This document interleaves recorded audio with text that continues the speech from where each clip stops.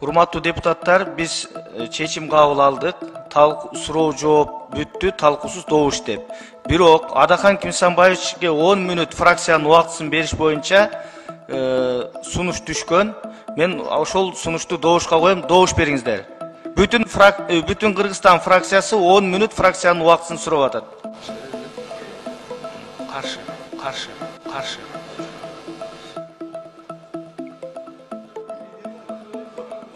Otur. Siz oturuyoruz.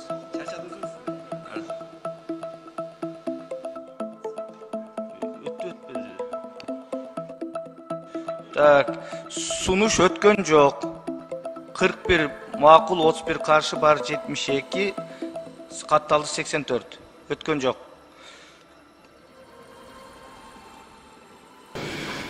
Мен ошо мыйзам бузулуп атат, жооп берип койгула дедим, бере албадыбы? А эмне дейсиңер? Силер өзүң уруктуңар да башынан аягына чейин сөздүн. Мындан ары кыргыз эли аракет кылсын. Ассаламу алейкум кыргыз элим, сиздер менен Ачык Айкын каналы. Ар дайым жаңы жаңылыктарды угуу үчүн биздин каналыбызга катталып, коңгуроочону басып кетиңиздер. Рахмат. Аталган мыйзам долбоору 3-чү окууда кабыл алынды. Макул 65, каршы 18, баары 83, катталды 83. Рахмат, урматтуу депутаттар, аталган мыйзам долбоорлору кабыл алынды. Рахмат, барыңыздарды куттуктайм. Азыр. 5-чи микрофон. Бүтүн Кыргызстан Мадумаров.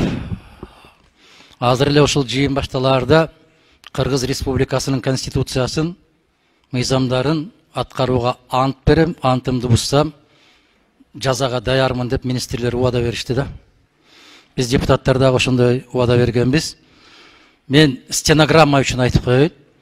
Жаңы регламент боюнча, урматтуу кесиптештер, чек араны өзгөртүү жөнүндөгү мыйзамдар 3 окуудан кем эмес каралат. Ар бир окуунун ортосунда 10 күндөн кем эмес убакыт өтөт деп турат.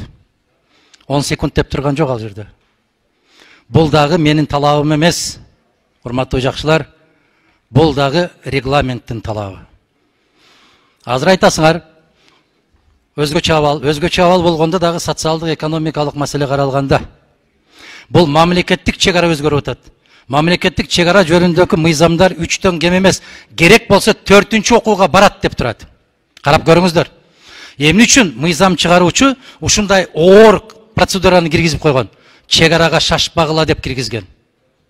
Карагыла, кылдаттык менен изилдеп чыккыла деп ушул нормаларды киргизген. Биз азыр 5 мүнөттүн ичинде 3 окуудан ала салдык. Бул да мыйзамсыз. Садыр Нуркожоевич биздин мамлекетте мыйзамдуулук үстөмдүүлүк кылат деп айтып келатасыз. Мыйзамдуулук үстөмдүүлүк кылса, мына ушул туура эмес болуп калыптыр, кечирип койгула, көбүрөөк аракет жасап коюптурбуз. 1-чи окуудан кабыл алдык, 2-чи окууга даярдык көргүлө деп коюшуңузга керек. Себеп конституциянын кепили өзүңүзсүз. Мына ушул норма мен кабыл алган эмесмин, дагы бир жолу айтам. Мына ушул норма турат. 1-чи, 2-чи окуунун ортосунда 10 күндөн кем эмес убакыт, бирок 30 күндөн ашык эмес деп турат. Муну каяка алып барабыз? Буга эмне дейбиз? Кандай кылабыз? Мен муну дагы стенограмма үчүн айтып койдум. Келечектеги урпактардын алдында биздин ата-бабаларыбыз канчалык мыйзамды сыйлагандыгына бир көргөзмө куралы болуп калсын. Аман болгула. Анан аягында айтарым. Чек араны чечкендер мен үчүн баатыр деп көп киши айтты. Кытай менен чечип койгон депутаттардын баарына баатыр наамын берүүнү сунуштайм. Казакстан менен анда 105 элек Кытай менен чечкенде, Казакстан менен маселени чечкен, чек араны чечкен 90 депутатка дагы кыргыз эл баатыры деген наамды берип коюшуңуздарды сунуштайм. Аларды тепкилей бербей, кыргыз эл баатыры кылып араңарга кошуп алгыла. Рахмат. Рахмат. Урматтуу депутаттар, албетте бул өтө орчундуу, маанилүү маселе болгондон кийин бул жерде талаш тартыштын болушу мыйзам ченемдүү көрүнүш. Ар ким өзүнүн сөзүн, пикирин, оюн, добушун берүүгө акылуу, баарына жетиштүү түрдө убакыттагы сөз да берилди. Эч ким капа болбош керек деп ойлойм. Ал эми Siz biraz Adakan Kimsанбаевич мен дарегим айттыңыз, тияқты бияқты қарабай, баш чайқаса, ошоға қарап иш кылам. Мен ешкімдің көзін қарабайым, ешкімдің көзін тіктебей, мен конституция мен регламентті ғана қарайым. Регламенттің талаптарын біз еске алғанбыз. Сіз айтқан мыйзамсыз деген учурлардың бардығын біз еске алып, ошонун негизинде алып бардык. Эч кандай мыйзам бузуу болгон жок. Бардыгы регламенттин чегинде болду. Мен муну стенограмма үчүн айтып коеюн. Урматтуу депутаттар, анда соңку сөздү сүйлөө үчүн Кыргыз Республикасынын президенти урматтуу Садыр Нуркожоевич Жапаровда сөз. Рахмат. Урматтуу депутаттар, айрыкча колдоп берген депутаттар, сиздерге терең ыраазычылык билдиремин. Ушул тарыхый моментте биз менен чогуу болуп, жоопкерчиликти моюнга алып, добуш берип, Өзбекстан менен чегара маселесине чекитти койдук. Эми Кудай буйрса, Тажикстан менен чегара тилкелерибизди бүтүрөбүз. Кудай буйрса, тоскоолдуктар болбосо, жаңы жылга чейин бүтүрүп алып келебиз деп атабыз. Биз бардык өлкөлөрүбүз менен, кошуна өлкөлөр менен, 4 өлкө менен тең ынтымакта жашашыбыз керек. Түбөлүк достукта жашашыбыз керек. Эч качан ок атылып, бир дагы солдатыбыз, бир дагы жараныбыз каза болбош керек. Биз биринчи кезекте ушуга басым жасашыбыз керек. Кудай буйрса бүтүрүп алып келебиз. Биз чегараны бүткөндөн кийин, мына бүгүн айтылып өттү, мына 199 000 квадрат метр болсо, эми 210 000ден ашыгыраак квадрат километр болуп биздин картабыз чоңоюп атат. Тажикстан менен да бүтүрөбүз. Ошондо биз мына Кыргызстан бүтүн Кыргызстанбыз. Кыргызстан коопсуз Кыргызстанбыз деп айтсак болот. Азыр биз бүтүн эмеспиз, жарты Кыргызстанбыз. 30 жылдан бери кескилеп бере жарты кылып салышкан. Биз азыр кайра кайтарып бүтүн кылып атабыз мына. Көрдүңүздөр аны. Документал, тарыхый документтер менен көргөзүп бердик сиздерге далилдеп. Ошондо гана мына бизде азыр чегараларды чечкенден кийин, ратификация бүтүп барын точканы койгондон кийин, анан биздин эле өлкөдө эмес, жалпы Орто Азия өлкөлөрүндө тынчтык орнойт. Мына ушундай үмүтүбүз бар. Дагы бир жолу колдоп бергениңиздер үчүн чоң рахмат. Ишиңиздерде ийгиликтер болсун. Рахмат.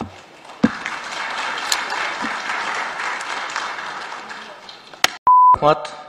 Кийинки сөз депутат Мадумаров Адахан Кимсанбаевичте. Бүтүн Кыргызстан Мадумаров.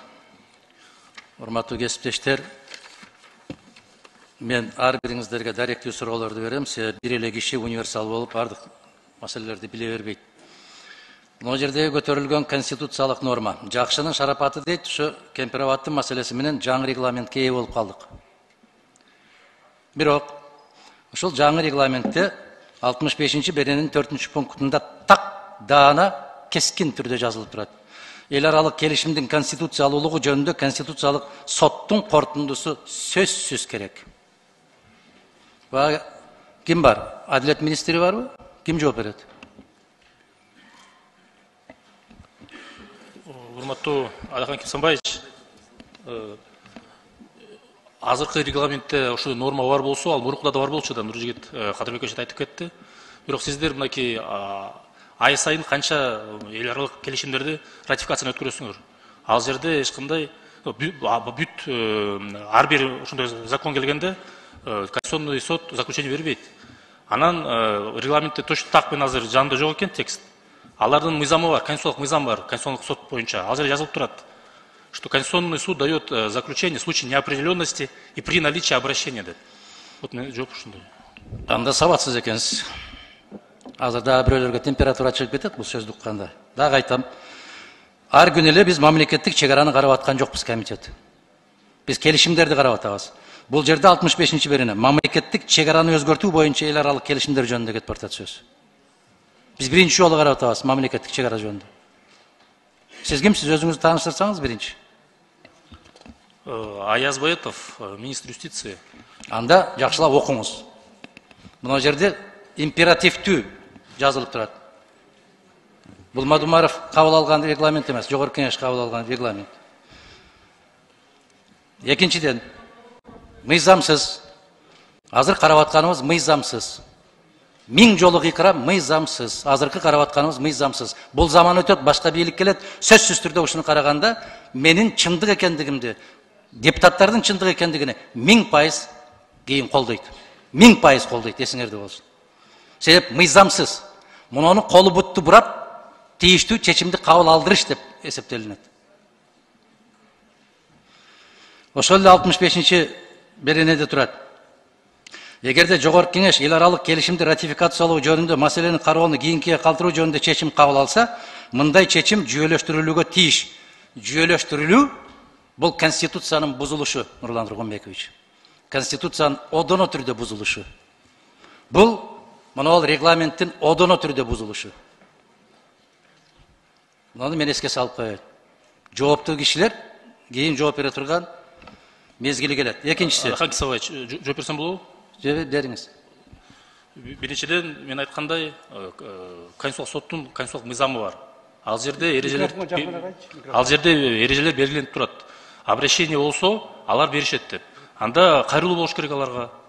Мен ушундай түшүнүп атам. Өкмөт кайрылат. Себеп ушу конституцияны сыйласа, конституцияны өкмөт кайрылат. Демилгечи өкмөт. Бул жерде Жогорку Кеңеш. Анан юстиция министрлиги негизинен өзүнүн компетенциясынын астында заключение берет. Биз ошолго гана биз беребиз. Андан тышкары чыкпайбыз. Силердики эмес. Анан конституциялык сотту мен өзүм мурункуда да иштегем бир убакытта.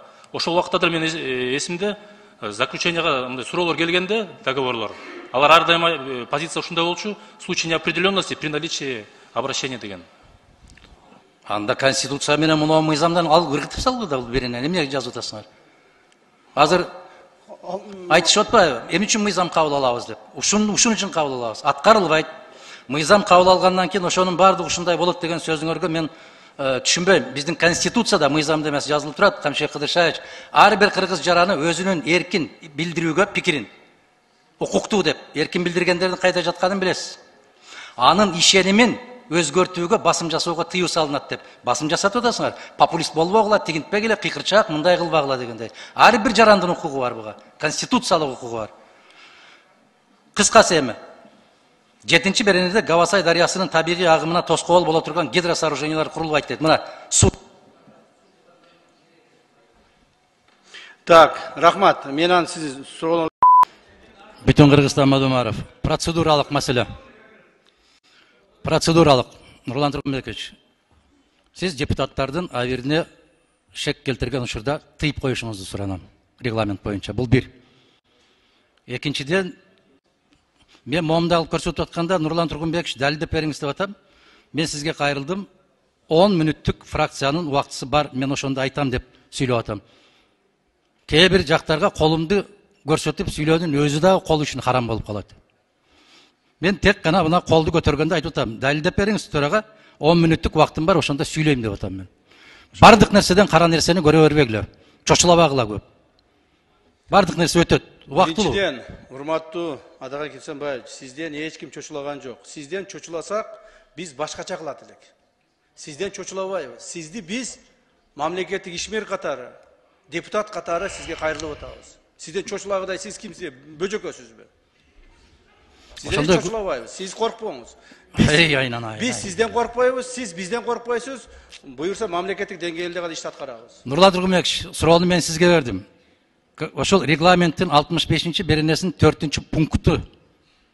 Мындай бир түшүндүрмө берип койсоңуз. Рахмат. Сиз эгер 10 мүнөт убакыт сурасаңыз, регламентке ылайык мен добушка коем, добуш менен чечебиз. Ооба, регламенттин талабы. Урматтуу депутаттар, Адахан Кимсанбаевич 10 мүнөт убактысын сурап атат. Фракциянын регламент боюнча бул акырында бербейсиз. Азырдан бүтүп кете бербейсиз. Жок. Анда акыр жагында беребиз Адахан Кимсанбаевич сизге. Экинчи микрофон. Бүтүн Кыргызстан Мадумаров. Урматтуу кесиптештер. Эртең менен саат 10-да башталгандан бери бир тараптуу сөздү уктук. Экинчи альтернативдүү тараптуу угуп коелу да, могул жерде кесиптештер айтып атат. А башка документтер барбы деп. 6 сааттан бери болотун башталгандан берки бир тараптуу уктук. Менин да колумда 3 томдук архивдик документтер турат. Мына саваттуу деген Усубалиев, саваттуу деген Сүйүнбаев, саваттуу деген Разаковтар айтышты азыр ошолор берип жиберген. Алар бир жер бербегендигин далилдей турган документтерим турат менин колумда. Өтүп кеткен залкар аксакалдардын атасына тийишпегиле алардын атына. Мага мүмкүнчүлүк бергиле, фракциянын жетекчиси катарында укугум бар, депутаттын укугу бар айланайын пикирин айтканга. Аны башты чайкап бергиле, бербегиле деп бул жерден аларды карабагыла, регламентти карагыла айланайында. Мен бир өз айтып коеюнчу, Мустафа президент. Жок, сиз айтып атпайсыз, эртең менен бери бир жактуу деп. Сизге суроо берилди, сиз мага суроо бере албадыңыз. Компромат боюнча. Мен сизден дагы бир жолу сурадым. Адаган Кимсанбаевич, суроо бербейсизби деп. Сиз болсо саясат эле сүйлөп турасыз. Эми дагы мүмкүнчүлүк берилбеди. Берилди го, каяка берилбеди сизге? Рахмат, Камчы Кыдыршевич. 5-чи микрофон. Сизге мына дагы бир жолу. Нурлан Тургунбекович, мага мындай эмне кылбасаңар да. Мен депутат катары укугум бар да пикиримди айтканга. Бул бир жагы. Экинчиден мага суроо бере албадыңыз деп. Жооп бере албаганыңардан бербей атам мен суроону. Мен коллегаларга кайрылайын деп атам. Архивдик мындай документтер бар. Буларды кайда алып барабыз деп. Кыргыз өкмөтүнүн кабыл алган токтому бар. Могу жерде окулган токтомдордун бүтүндөй баарын четке каккан токтом бар. Акматбек Сүйүнбаев кол койгон токтом бар. Кече могу жерде бир баатыр болду. Турдакун Усубалиевичти китеп жаза бербей ушу маселени көтөрүш керек эле деп. Ким фамилиясын да билбейт экенмин. Турдакун Усубалиевичтин кезинде кайра токтомдорду кабыл алып Жогорку Кеңеш 2004-жылы кайрылганбыз Жогорку Кеңеш. Өзбекстандын Жогорку Кеңешине. Ошол документтер бар, бирок алардын баарын катып коюп көзүңүзгө көрсөтпөй атат да, урматтуу кесиптештер. Мага мүмкүнчүлүк бергиле, 10 мүнөттүн ичинде мен кайсы документтер бар экенин айтам, бүттү. Башка эч нерсе айтпайм. Бир сөз саясат жок ал жерде. Тек гана мыйзамдуу кабыл алган тарыхый токтомдор. Ушуга дагы мүмкүнчүлүк бербей турган болсоңор, анда бул Жогорку Кеңеш, не деген Жогорку Кеңеш болдук биз? Биз чечим кабыл алып атабыз. Бирөөнүн короосу кетип барткан жок. Бирөөсүнүн суусу кетип барткан. Бул мамлекеттин маселеси жөнүндө кетип бартат маселе. Титиребегиле, мен суранам сиздерден. Убакыт берип койгула, 10 мүнөттүн ичинде эч нерсе өзгөрүп кетпейт. Анын үстүнө мына Тышкы иштер министрине бере турган суроолорум бар. Айтып аткан мезгилде, ынандыргыла, ишендиргиле, добушуңарды бере бергиле, ким токтотуп атат? Ал сиз да башкы прокурор депутаттарды чакырып алып, ошол жерден бардык өткөргөнүн угуп атабыз биз, күндө угуп атабыз. Качан башкы прокурор ушу добуш берердин алдына чакырчу эле? Качан видео звонок кылып ГКМБга доклад берчү эле? Мына ушул нерсенин баары биздин алдыбызда болуп атат. Мына жердеги отурган коллегалардын үстүндө болуп атат. Нурлан Тургунбекович, муну сиз коргошуңуз керек. Качан добуш берердин алдында ушу күч структуралары депутаттарды чакырып алып коркутчу эле? Бул уят маселе. Өтө чоң уят маселе. Бул да өтөт. Манас дагы ошол чоң казалыкка кетип бартканда топтолуп алып айтты эле. Убаданы бузганды көк урсун, жери төшүтүктү жер урсун деп убадалашып алып барган эле. Өзбекстан убадасын аткарбагандыгы жөнүндө тарыхый документтерди айтып берейин мен 10 мүнөттүн ичинде. Биздин кыргыз жетекчилери биз муну кабыл албайбыз деп бекитпей койгон могул азаматтар доклад берип аткан протоколдорду. Токтомдор бар ошондой биздин колубузда. 10 мүнөт суранып атам мен. Тарыхтын алдында суранып атам. Нурлан Тургунбекович. Бүтүн Кыргызстан Мадумаров. Азыр эле ушул жыйын башталаарда Кыргыз Республикасынын конституциясын, мыйзамдарын аткарууга ант берем, антымды бузсам жазага даярмын деп министрлер убада беришти да. Биз депутаттар дагы ошондой убада бергенбиз. Мен стенограмма үчүн айтып коеюн. Жаңы регламент боюнча урматтуу кесиптештер, чек араны өзгөртүү жөнүндөгү мыйзамдар 3 окуудан кем эмес каралат. Ар бир окуунун ортосунда 10 күндөн кем эмес убакыт өтөт деп турат. 10 секунд деп турган жок ал жерде. Бул дагы менин талабым эмес, урматтуу жакшылар. Бул дагы регламенттин талабы. Азыр айтасыңар, өзгөчө абал болгондо дагы социалдык экономикалык маселе каралганда. Бул мамлекеттик чек ара өзгөрүп атат.